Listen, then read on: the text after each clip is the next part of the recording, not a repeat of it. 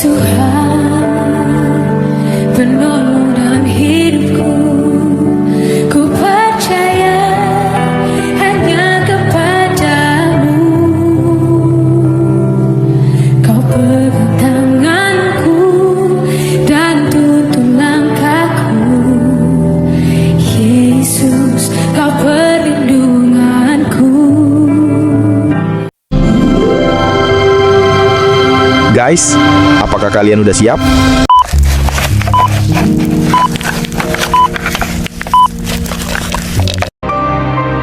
My dears, jangan hanya mendengar dari kata orang tentang siapa aku. Jangan hanya mendengar dari kata orang bagaimana mujizatku terjadi.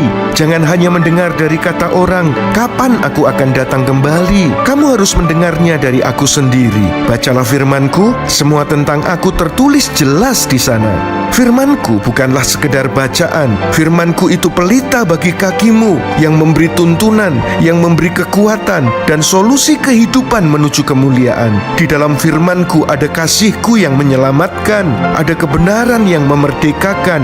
Jika kamu perkatakan firmanku, kuasa dahsyat terjadi padamu. Dan sekarang, alamilah sendiri mujizatku, bukan lagi hanya dari kata orang. Terimalah sendiri keselamatanku, bukan lagi sekedar teori, tapi benar-benar kamu alami. Aku mengasihimu, Jesus Christ.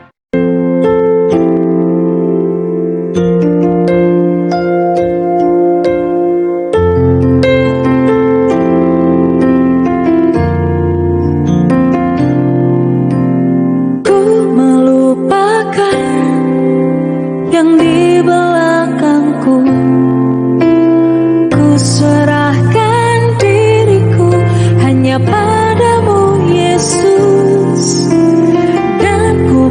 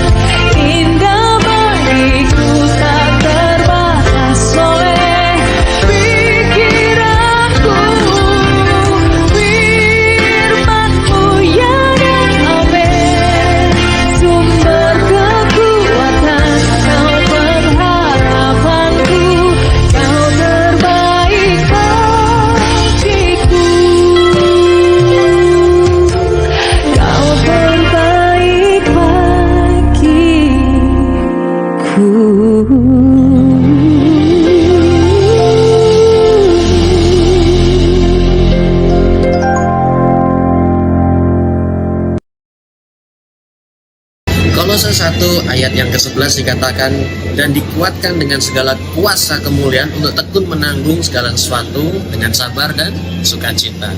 Jadi pada momen kali ini saya ingin menyampaikan bahwa pertandingan hidup manusia itu seperti menjalani sebuah maraton.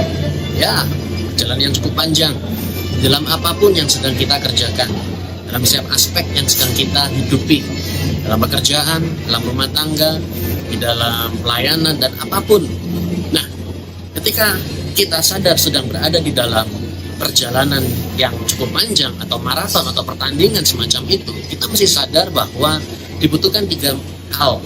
Yang pertama adalah nafas. Orang kalau maraton dia harus bernafas. Ketika bernafas, saya ingin menyampaikan itu adalah Roh Kudus.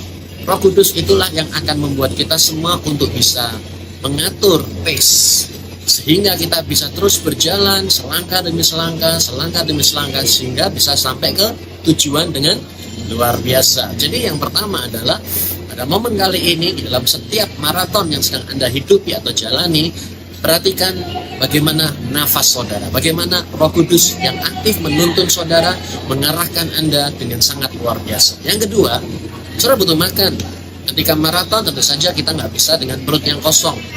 Nah, makan ini berbicara tentang firman. Kalau misal perut kita kosong dan kita mencoba untuk melakukan maraton tersebut atau pertandingan tersebut, tentu saja di tengah jalan kita pasti akan kehabisan energi. Oleh sebab itu, kita mesti sadar saat ini adakah di dalam diri kita firman Tuhan yang dikandung, yang ada isinya, yang memberikan kekuatan, yang memberikan energi, sehingga kita dapat berjalan selangkah demi selangkah, sehingga kita bisa sampai tujuan dengan luar biasa. Dan yang ketiga, orang kalau maraton dibutuhkan fokus. Fokus kepada garis akhir, kepada apa yang didapatkan di depan, pada hasilnya, kepada hal yang sangat luar biasa dan spektakuler. Tentu saja di tengah jalan pasti ingin menyerah, saya sudah tidak kuat, saya tidak sanggup, saya tidak mampu. Tetapi jangan kita fokus dengan apa yang ada di sekitar. Kita mungkin ketinggalan, oh ya orang pelari ini larinya sudah mendahului kita lebih jauh. Atau yang sebelah sini sama-sama, kita lihat mukanya juga musam, mukanya seperti kusut juga. Saya mau berkata jangan melihat keadaan sekitar, tapi lihatlah kepada garis akhir. Apa yang kita bisa dapatkan, apa yang bisa kita capai, apa yang bisa kita lihat. Nah, inilah 3 hal yang akan membuat kita semua bisa sampai kepada apa yang sudah Tuhan rencanakan dengan sangat luar biasa. Tentu saja di samping itu semua ada Tuhan Yesus yang selalu menggandeng tangan kita semua, sehingga kita bisa berjalan bukan dengan kuat atau bukan dengan kemampuan kita sendiri, tapi dengan Roh Tuhan yang mendorong kita untuk bisa sampai kepada garis akhir dan melihat kemuliaan Tuhan dinyatakan. Yesua Masya, bless you.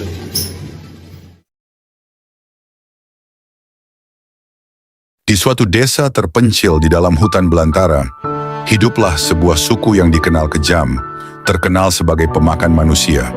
Tidak ada yang berani mendekat atau berusaha mengenal mereka lebih jauh. Namun, seorang penginjil muda bernama Samuel, dengan tekad yang kuat, merasa dipanggil untuk menyebarkan kabar baik kepada suku tersebut. Setelah berbulan-bulan persiapan, Samuel akhirnya memutuskan untuk memulai perjalanannya. Dengan keyakinan dan doa, ia melangkahkan kakinya menuju hutan. Namun, di tengah perjalanan, musibah terjadi. Sebuah kecelakaan tragis menimpanya, menyebabkan luka parah pada salah satu kakinya. Tim medis yang menolong Samuel dengan berat hati memutuskan bahwa kaki kirinya harus diamputasi. Meskipun kesedihan menghantui, Samuel tidak menyerah pada panggilan pelayanannya. Dengan kaki palsu yang baru, ia tetap melanjutkan perjalanannya menuju desa suku tersebut. Setibanya di sana, Samuel langsung ditangkap oleh suku kanibal. Mereka menganggap Samuel sebagai tawanan yang akan segera menjadi santapan mereka. Namun saat mereka mencoba memotong kakinya untuk dimakan, mereka terkejut menemukan bahwa kaki itu tidak terbuat dari daging dan tulang, melainkan bahan yang asing bagi mereka. Kaki palsu Samuel yang terbuat dari logam dan plastik membingungkan mereka. Mereka merasa takut dan bingung, menganggap bahwa Samuel adalah makhluk luar biasa, bahkan mungkin seorang dewa. Kepala suku yang penasaran meminta Samuel untuk menjelaskan siapa dirinya. Dengan penuh kasih, Samuel mulai bercerita tentang kasih Tuhan yang mengutusnya untuk membawa kabar baik bagi semua orang, termasuk suku mereka. Dia menceritakan tentang pengorbanan dan cinta sejati yang diberikan Tuhan bagi umat manusia. Suku tersebut yang selama ini hidup dalam ketakutan dan kekerasan mulai merasakan perubahan dalam hati mereka. Mereka kagum pada Samuel yang meskipun telah kehilangan kakinya, tetap berusaha mendekati mereka dengan kasih. Kepala suku yang paling tersentuh akhirnya memutuskan untuk menerima pesan Samuel. Seluruh suku pun bertobat dan meninggalkan kebiasaan mereka yang brutal. Sejak saat itu, Samuel tinggal bersama suku tersebut, mengajarkan mereka tentang cinta dan kedamaian. Suku yang dulu ditakuti sebagai pemakan manusia, kini dikenal sebagai suku yang hidup damai dan penuh kasih. Dan semua itu bermula dari kaki palsu Samuel yang menjadi alat Tuhan untuk mengubah hati mereka. Pesan moral dari cerita ini menunjukkan bahwa kadangkala cara Tuhan bekerja di luar pemahaman kita. Apa yang baik buat kita belum tentu itu baik bagi Tuhan. Kalau saja saat itu Samuel diizinkan Tuhan pergi dengan fisik yang utuh, pasti sudah dimakan oleh suku itu. Tetapi Tuhan izinkan Samuel kecelakaan. Untuk menyatakan mujizatnya lewat kaki palsu Samuel, suku itu bertobat menerima Yesus sebagai juru selamat mereka. Yesaya 55 ayat 8 dan 9. Sebab rancanganku bukanlah rancanganmu, dan jalanmu bukanlah jalanku. Demikianlah firman Tuhan. Seperti tingginya langit dari bumi, demikianlah tingginya jalanku dari jalanmu, dan rancanganku dari rancanganmu. Kiranya kisah ini dapat menginspirasi kita semua. Tuhan Yesus memberkati.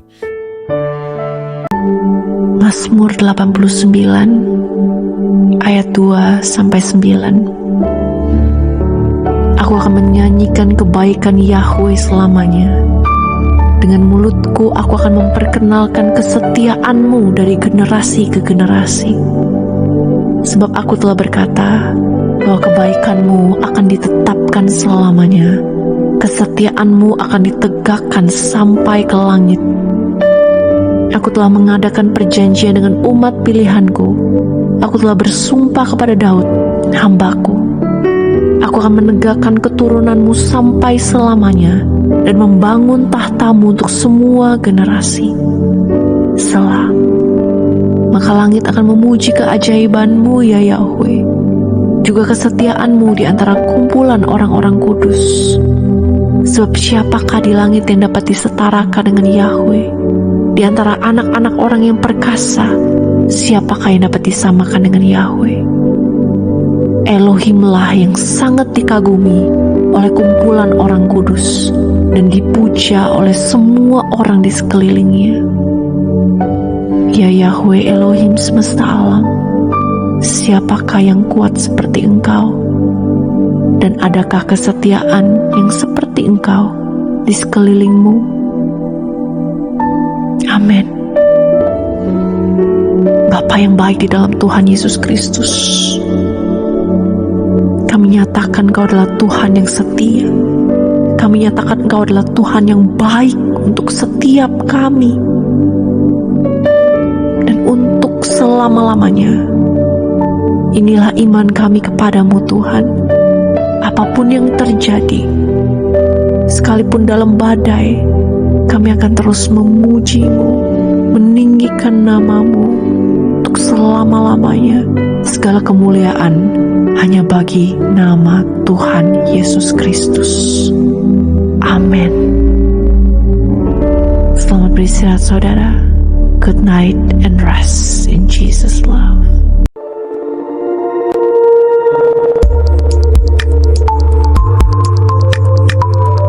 Guys, terima kasih udah mau nonton ya.